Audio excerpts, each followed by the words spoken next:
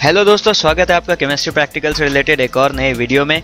आज के इस वीडियो में हम डिस्कस करेंगे क्वेश्चन 3 जो आईएससी 2019 के प्रैक्टिकल एग्जाम में आ सकती है, यानी इनऑर्गेनिक सॉल्ट एनालिसिस, जिसमें आपको एक कैटायन और एक एनायन को आइडेंटिफाई करना रहता है। दोस्तों, इस वीडियो को पूरे ध्यान से एंड तक ज़रूर देखिएगा और अगर आपने हमें सब्सक्राइब नहीं किया है तो सब्सक्राइब भी कर लीजिएगा। चलिए शुरू करते हैं।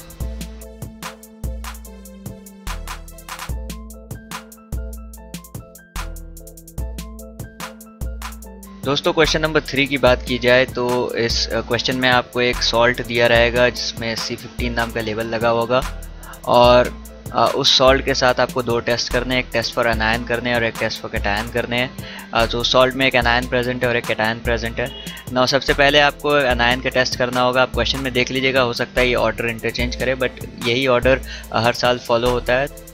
तो बात की जाए टेस्ट फॉर एनायन की, तो आपको इसमें 3 चीज़ लिखने हैं। आप देख सकते हैं यहाँ पे सबसे पहले आपको लिखना होगा कि आप soda extract, sodium carbonate extract किस तरह से प्रिपेयर करते हैं या सोल्यूशन किस तरह से प्रिपेयर कर रहे हैं। उसके बाद आप किस तरह से गैसेस को आइडेंटिफाई कर रहे हैं और क्या कंफर्मेटरी टेस्ट है एनायन की। तो आंसर कुछ इस तरह से आपको लिखना होगा, जैसे मैं बता रहा हूँ बिल्कुल उसी तरह लिखिएगा तो आपको पूरे नंबर मिलेंगे। तो दोस्तों, आप देख सकते हैं आपको आंसर बुकलेट में कुछ इस तरह से लिखना है, आंसर 3।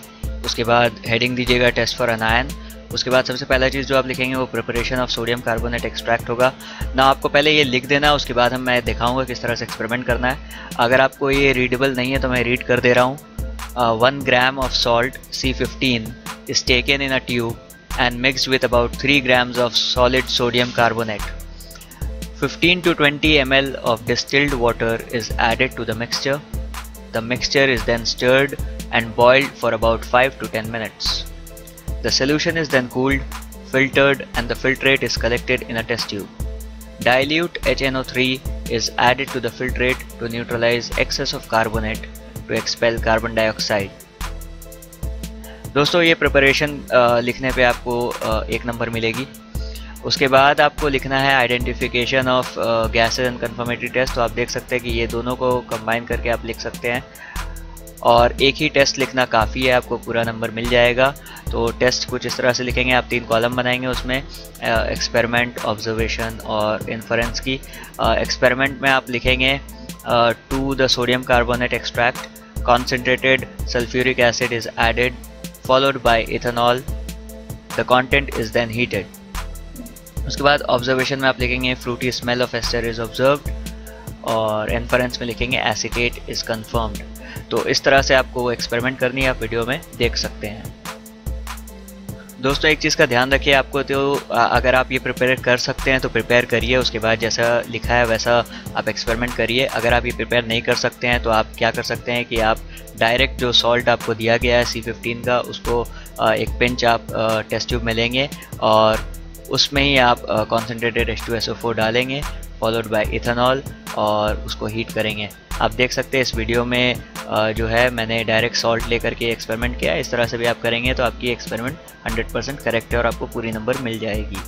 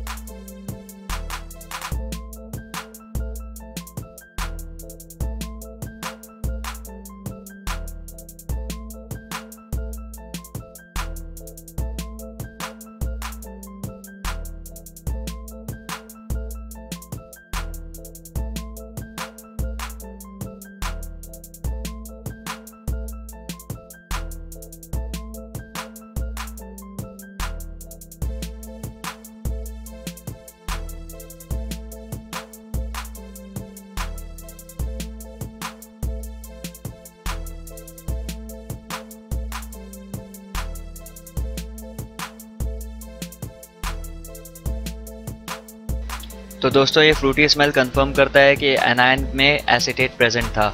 यहाँ पे 2 बात नोट करने की है कि ओरिजिनल सॉल्ट जो मैंने लिया एक्सपेरिमेंट में, यहाँ पे मैंने पहले उसमें डाला है इथाइल अल्कोहल, उसके बाद मैंने H2SO4 डाला है। तो ये ऑर्डर आप चेंज कर सकते हैं, इससे कोई फ़र्क नहीं पड़ने वाला है। ना दोस्तों बात की जाए कैटायन की यानी आंसर नंबर 3B की, तो इसमें आपको अगेन 3 पार्ट करना है। 3 पार्ट में सबसे पहले आपको ओरिजिनल सोल्यूशन प्रिपेयर करना है, उसके बाद आपको फॉर्मल ग्रुप एनालिसिस करना है, आपको आइडेंटिफाई करना है कि कौन सा ग्रुप एलिमेंट प्रेजेंट है, उसके बाद कंफर्मेटरी टेस्ट करके आपको कंफर्म करना है कि कौन सा कैटायन एक्चुअली में प्रेजेंट है। ना दोस्तों आप अपने आंसर स्क्रिप्ट में आंसर 3A यानी टेस्ट फॉर एनायन के बाद 3B करके इस तरह से लिखेंगे। उसमें आप सबसे पहले हेडिंग देंगे preparation of original solution. Original solution को हम लोग OS से डिनोट कर रहे हैं यहाँ पर। उसमें आप ये जो मैंने जैसे लिखा है वैसे लिख देंगे आप। मैं रीड आउट कर दे रहा हूँ। इसमें लिखना होगा आपको little amount of the salt C15 is taken in a clean test tube and few ml of dilute HCl is added to it. The salt is soluble in dilute HCl. तो दोस्तों actually करना क्या है इसमें आपको कि आपको salt C15 जो दिया रहेगा उसकी 1 ग्राम या कुछ पिंच ऑफ सॉल्ट आप लीजिएगा टेस्ट ट्यूब पे, और उसमें कुछ ml ऑफ डाइल्यूट HCl उसमें ऐड करिएगा और उसके बाद उसको शेक कीजिएगा तो आप देखिएगा कि वो उस सॉल्ट उस HCl में सॉल्यूबल है। तो ये आपका रहेगा ओरिजिनल सोल्यूशन का प्रिपरेशन, आप देख सकते हैं वीडियो में।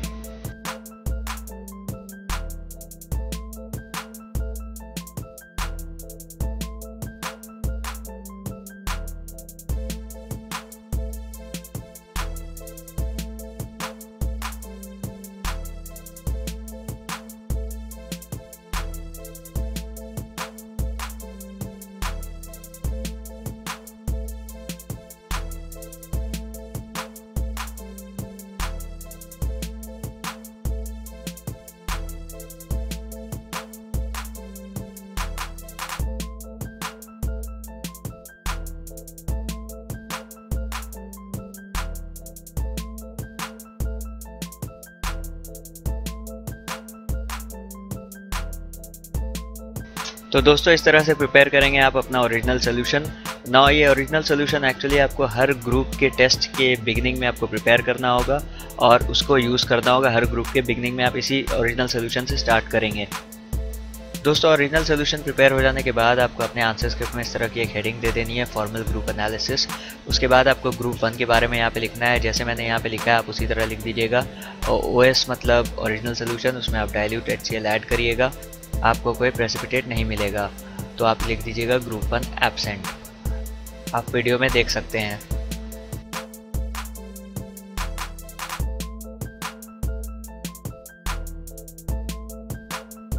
तो जैसा कि आप देख सकते हैं यहाँ पे कोई भी प्रेसिपिटेट फॉर्म नहीं हुआ है।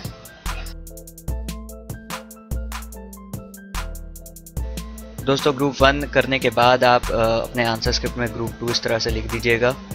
यहाँ पे जैसे मैंने एक्सपेरिमेंट ऑब्जर्वेशन इन्फ्रेंस लिखा है, एक्सपेरिमेंट में आप यहाँ पे लिख दीजिएगा to the solution after group 1, या फिर आप यहाँ पे लिख सकते हैं to the original solution pass H2S gas. उसके बाद आप यहाँ पर लिख देंगे नो प्रेसिपिटेट फॉर्म, आपको दिखेगा कोई प्रेसिपिटेट नहीं है, और तो आप लिख दीजिएगा ग्रुप 2 एब्सेंट। याद रखें यहाँ पर आप ओरिजिनल सोल्यूशन ले सकते हैं और उसमें H2S गैस पास कर सकते हैं, आप देख सकते हैं वीडियो में। तो दोस्तों आप ओरिजिनल सोल्यूशन लेंगे और उसमें हाइड्रोजन सल्फाइड गैस पास करेंगे। यहाँ पे फ़िलहाल मेरे पास हाइड्रोजन सल्फाइड गैस अवेलेबल नहीं है, तो मैं उसका एक ऑल्टरनेट सोडियम सल्फाइड सोल्यूशन उसमें डालूंगा। अगर आपके स्कूल में हाइड्रोजन सल्फाइड अवेलेबल है तो आप उसी को यूज़ कीजिएगा।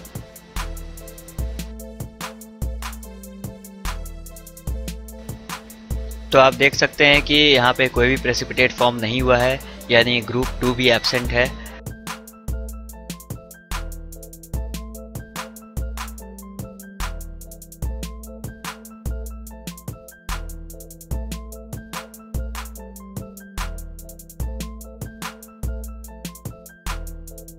दोस्तों ग्रुप 2 की टेस्ट करने के बाद आप अपने आंसर स्क्रिप्ट में ग्रुप 3 के बारे में लिख दीजिएगा कुछ इस तरह से, एक्सपेरिमेंट ऑब्जर्वेशन इन्फरेंस।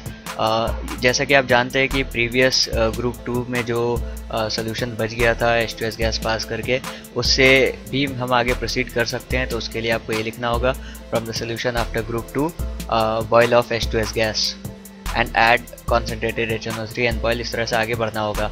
या फिर आप डायरेक्टली ओरिजिनल सोल्यूशन ले सकते हैं और ओरिजिनल सोल्यूशन में फिर आप HNO3 ऐड करेंगे, बॉयल करेंगे उसके बाद थोड़ा देर बाद उसको ठंडा करके उसमें सॉलिड NH4Cl डालेंगे और NH4OH सोल्यूशन डालेंगे एक्सेस में। तो आप देखेंगे कि कोई प्रेसिपिटेट नहीं फॉर्म होगा और ग्रुप 3 आपको एब्सेंट लिखना पड़ेगा। तो जैसा कि आप देख सकते हैं ओरिजिनल सोल्यूशन लेंगे फिर से और उसमें कुछ ड्रॉप्स ऑफ HNO3 हम लोग ऐड करेंगे।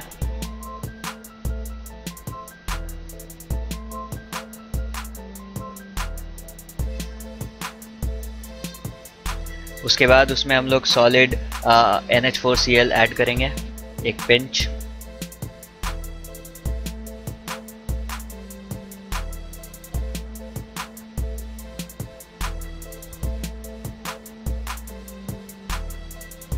उसके बाद उसमें हम लोग NH4OH को ऐड करेंगे एक्सेस में।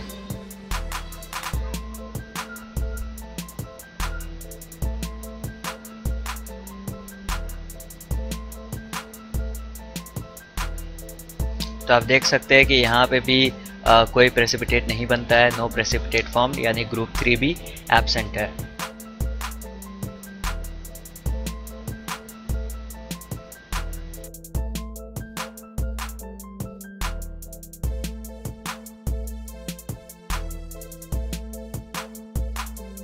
दोस्तों ग्रुप 3 की टेस्ट करने के बाद आप अपने आंसर स्क्रिप्ट में इस तरह से ग्रुप 4 के बारे में लिख दीजिएगा और एक्सपेरिमेंट में लिखेगा पास H2S gas through the above solution या फिल्ट्रेट। तो आप देख सकते हैं कि जो प्रीवियस ग्रुप 3 में जो सोल्यूशन बची थी उसमें हम लोग H2S गैस पास करेंगे। आपको दिखेगी एक डर्टी वाइट प्रेसिपिटेट, तो आप वहाँ पे लिख दीजिएगा ग्रुप 4 प्रेजेंट। तो दोस्तों ग्रुप 3 से जो बचा हुआ सोल्यूशन है उसमें आपको हाइड्रोजन सल्फाइड गैस पास करना है, क्योंकि वो यहाँ अवेलेबल नहीं है। मैं यहाँ पे सोडियम सल्फाइड ऐड कर रहा हूँ।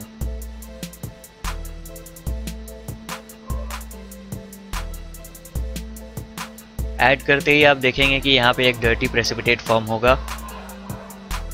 इससे कंफर्म होता है ग्रुप 4। दोस्तों जैसे ग्रुप 4 प्रेजेंट रहेगा, आपको उसकी कंफर्मेटरी टेस्ट वहीं पे लिख देनी है इस तरह से।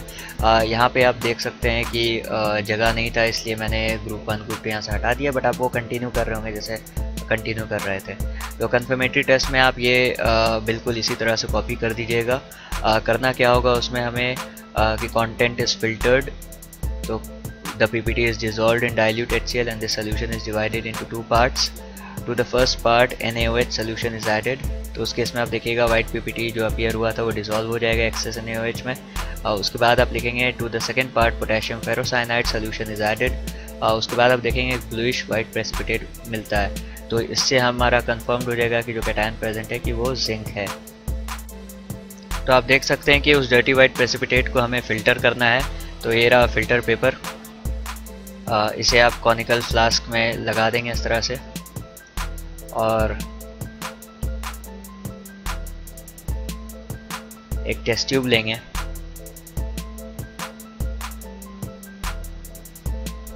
अब आपको वो डर्टी वाइट प्रेसिपिटेट जो था प्रीवियस टेस्ट ट्यूब में उसको फ़िल्टर करना है। तो आप उसमें फ़िल्टर पेपर में इस तरह से ऊपर से डाल देंगे।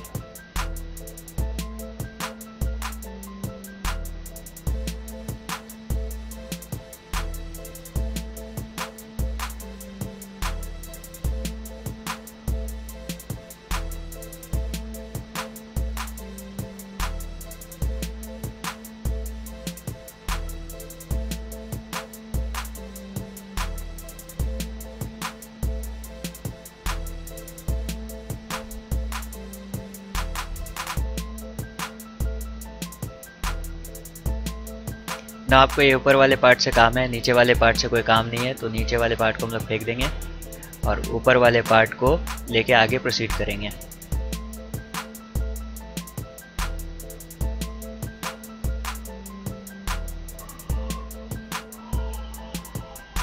अब ये जो ऊपर बचा है इसमें हम लोग डाइल्यूट HCl ऐड करेंगे और इसके एक सोल्यूशन बनाएंगे।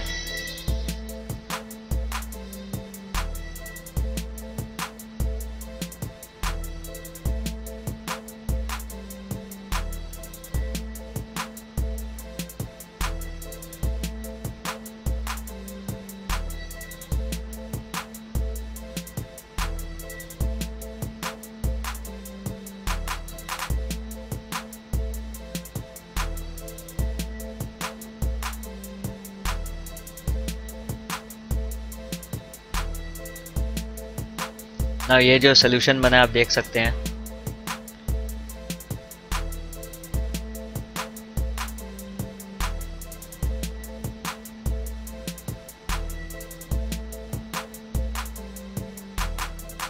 ना जो सोल्यूशन बना है उसे आप दो पार्ट में डिवाइड करेंगे। तो दो टेस्ट ट्यूब आप इस तरह से ले सकते हैं। ना इसको इक्वली डिवाइड करना ज़रूरी नहीं है, आप फर्स्ट पार्ट में थोड़ा कम ही लीजिएगा। ना सेकंड पार्ट को अभी फ़िलहाल के लिए आप साइड कर दीजिएगा और फर्स्ट पार्ट को लेकर के हम लोग आगे बढ़ेंगे।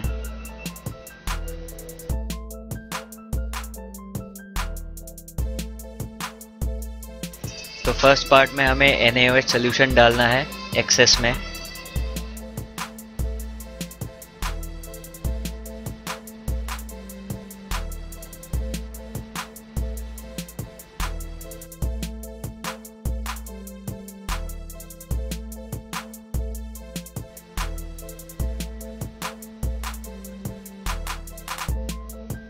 तो आप देख सकते हैं एक वाइट पीपीटी बन रही है यहाँ पर।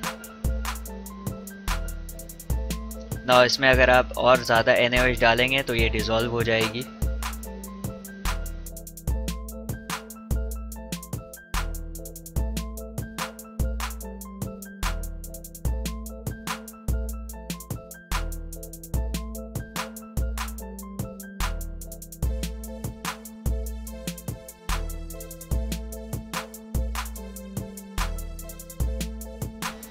तो आप देख सकते हैं कि वो वाइट पीपीटी डिज़ोल्व हो रही है।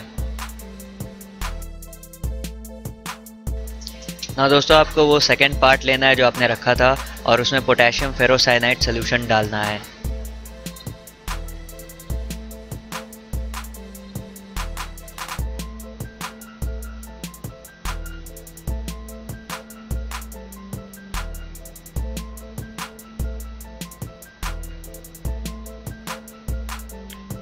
तो दोस्तों आप देख सकते हैं एक ब्लूइश वाइट प्रेसिपिटेट फॉर्म हो रही है। तो इससे कंफर्म होता है कि वो जो कैटायन प्रेजेंट है वो जिंक है। दोस्तों क्योंकि ग्रुप 4 के एलिमेंट्स प्रेजेंट है, यहाँ पर जिंक प्रेजेंट है, कैटायन कंफर्म्ड हो चुका है हमारा। तो हम जानते हैं कि ग्रुप 5, 6 और ग्रुप 0 में कुछ नहीं मिलने वाला है। तो आप उसे सिर्फ डायरेक्टली इस तरह से फिल कर दीजिएगा, टेबल बना करके लिख दीजिएगा। आप इसको जस्ट याद करके जाइए और इसे लिख दीजिएगा वहाँ पर। ग्रुप 5 में आप लिख दीजिएगा to the original solution add a pinch of NH4Cl solid, then NH4OH solution and then NH4(2CO3) solution. No precipitate is formed. Group 5 is absent. Group 6 में आप लिखिएगा to the original solution NH4OH solution is added in excess and Na2HPO4 solution is added. The mixture is shaken well and the inner walls of the test tube is scratched with a glass rod. No PPT is formed. Group 6 absent. उसके बाद आप Group 0 लिख दीजिएगा to the given salt यानी C15 NaOH solution is added. No evolution of colorless gas with ammoniacal smell. तो Group 0 absent.